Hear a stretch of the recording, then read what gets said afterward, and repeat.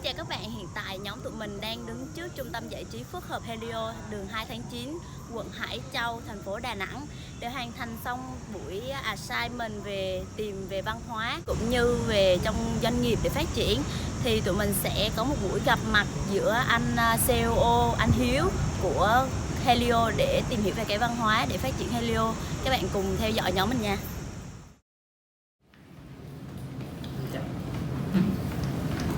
Thì câu đầu tiên thì trong công ty của anh thì có những hoạt động định kỳ cho nhân viên gì không? Và có những hoạt động như thế thì công ty tạo ra thì có mục đích gì? Cũng giống như các doanh nghiệp khác thì công ty của mình thì cũng định kỳ hàng năm có các hoạt động dành cho nhân viên như là du lịch là các hoạt động ký góp. Thì mục đích thì thứ nhất đó là về du lịch thì là cũng là chính sách dành cho nhân viên hàng năm. Cái thứ hai là các hoạt động thì mục đích để giảm tải các áp lực cho toàn thể anh em nhân viên, như là tạo các cái hoạt động văn hóa doanh nghiệp trong quá trình hoạt động để mà tăng cái hiệu quả sản xuất kinh doanh. Thì như em nói thì những cái hoạt động như thế thì nó sẽ có lợi ích nhất định về cho công ty và sẽ giảm được cái áp lực cho nhân viên. Thế thì trong công ty thì các nhà lãnh đạo có những cái cách nào để cụ thể để chỉ đạo và kiểm soát các mục tiêu của các hoạt động của công ty? Về cái cách thức thì là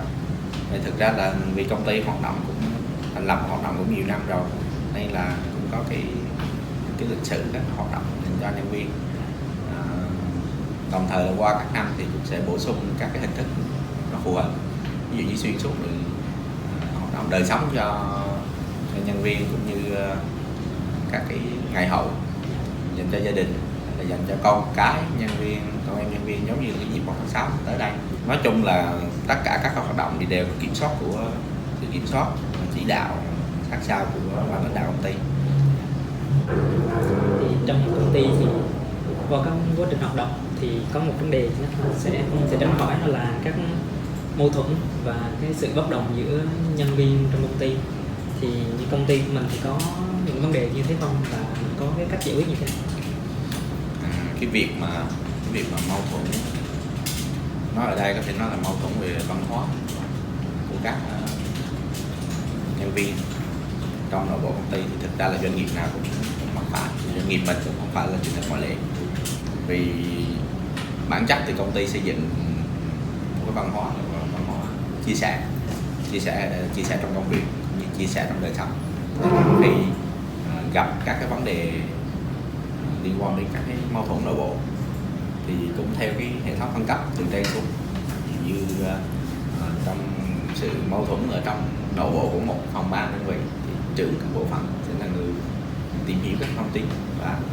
đại diện công ty là sẽ xử lý các mối quan hệ đó bằng nhiều cách. Thông thường thì sẽ là hòa giải, và thực ra thì trong câu chuyện doanh nghiệp thì cái này là cái vấn đề mâu thuẫn thì nó diễn ra hàng ngày, và nhiều cái mâu thuẫn nó thể hiện rõ,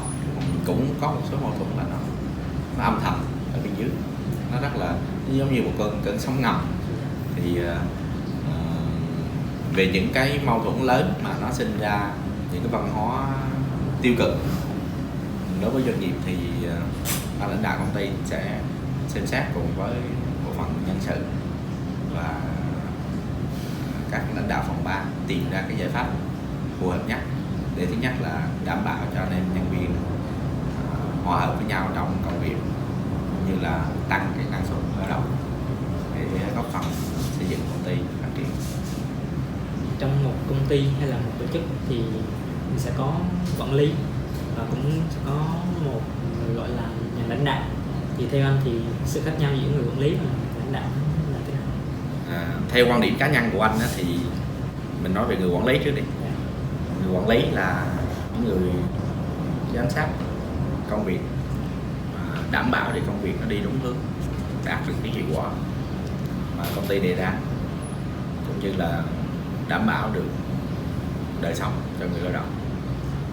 do mình quản lý trực tiếp. Nói rộng hơn thì đối với công ty thì người lãnh đạo doanh nghiệp thì là người mang tính định hướng, họ xây dựng chiến lược tầm nhìn cho công ty, và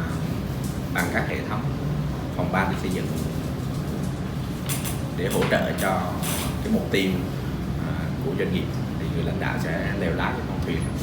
để nó đạt được kết quả tốt nhất trong một cái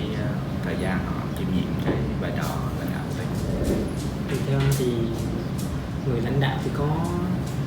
vai trò hay là có đóng góp gì đó để xây dựng cho cái văn hóa của công ty? Theo quan điểm cá nhân của anh thì người lãnh đạo đóng vai trò